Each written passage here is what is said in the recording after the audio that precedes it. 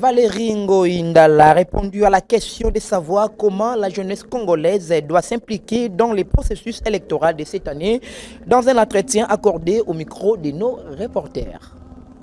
Valérie Ngoïndala, encadreur de la jeunesse, invite la jeunesse congolaise de faire un choix utile des acteurs politiques en cette année électorale pour résoudre les défis majeurs que cette dernière est confrontée. Effectivement, les statistiques actuellement en République démocratique du Congo nous montrent que la jeunesse occupe plus de 60% de la population active.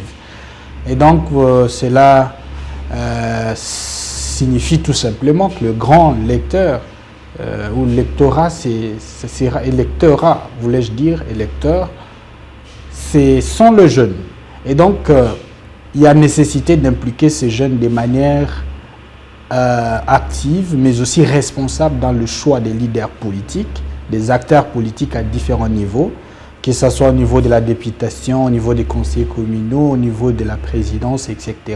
Il a notamment déclaré qu'il considérait les prochaines élections prévues en 2023 comme une occasion pour renouveler l'actuelle classe politique congolaise. Il est temps que le vieux cède la place aux jeunes, afin de permettre à cette dernière d'intégrer la classe politique. Le renouvellement de la classe politique, c'est une préoccupation actuelle dans la sphère politique, tout comme dans la population.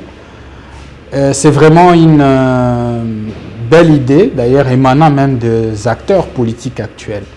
Mais il faut que ce renouvellement aussi soit responsable, comme je le disais à la base, parce que la jeunesse congolaise, elle a hâte aujourd'hui d'accéder au poste de décision politique. Mais il faut se demander qui est ce jeune qui va jouer le rôle dans ce pays et qui est ce jeune qui va accéder à un poste donné dans ce pays. Parce que tout le monde n'est pas censé accéder à la gestion de la chose publique.